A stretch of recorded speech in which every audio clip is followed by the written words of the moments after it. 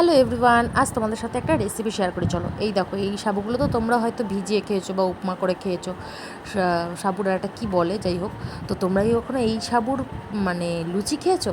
তো দেখো কী কী উপকরণ লাগছে। আলুটা সেদ্ধ করে নিয়েছি, আর তার মধ্যে ধনেপাতা আর আদা আর হচ্ছে লঙ্কা। আর এই যে এবার সাবুটাকে শুকনো খোলায় টেলে নিয়ে তারপর ঠান্ডা করে মিক্সি জারে দিয়ে দিচ্ছি।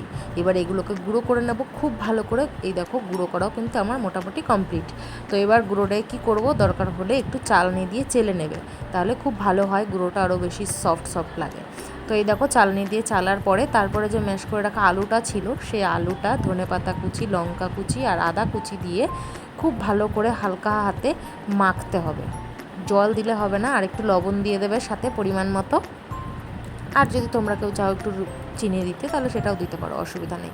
আমি একটুখানি দিয়েছিলাম। আর এই দেখো, এবার খুব হালকা হাতে ভালো করে এটাকে ঠেসে ঠেসে সুন্দর করে মাখতে হবে।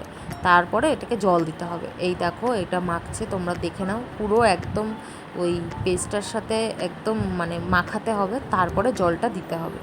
সত্যি বিশ্বাস করো, মানে নিরামিষের দিনে এরকম লুচি খেলে মিনিমাম 8-10টা তো খেয়ে নেওয়া যাবে। ভীষণ ভালো টেস্টি হয়, খুবই টেস্টি হয়। তো আমি ফার্স্ট টাইম করেছিলাম, ভীষণ ভালো। আমি খুব খুশি এটা খেয়ে, আমার বেশ ভালো লেগেছে। আর তারপরে একটু চিনি দিয়ে দিলাম, যেহেতু মা বললো একটু চিনি দে, সেই জন্য একটু চিনিও দিলাম আমি, তাহলে একটু মিষ্টি মিষ্টি হবে।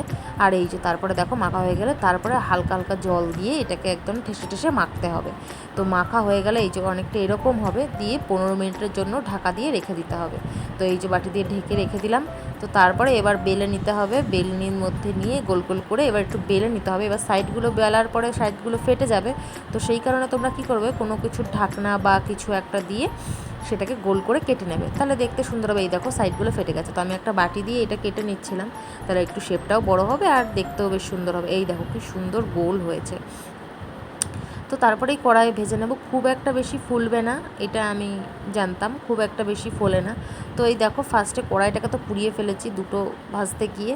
তো যাই হোক, তারপরে এই যেটা দিয়েছি খুব একটা বেশি ফোলেনি, কিন্তু দ্বিতীয় যেটা দিয়েছিলাম সেটা খুব সুন্দর ফুলেছে। মানে আমি শুনেছি যে কখনো ফোলে না, বাট দেখলাম যে না, খুব ভালো এটা ফুলেছে। তো দেখতে থাকো, এই দেখো সেকেন্ডেরটা কিন্তু খুব সুন্দর ফুলেছে, তাই না? তো খেতেও কিন্তু দুর্দান্ত টেস্ট হয় আর ভীষণ সফট হয়। একদম নিরামিষের দিনে খেয়ে দেখো, ট্রাই করে আমাকে কিন্তু অবশ্যই কমেন্ট করে জানিও। আর ভালো লাগলে লাইক কমেন্ট শেয়ার করে দিও। টাটা। আর আমার মা তো ঘেমে গেছে।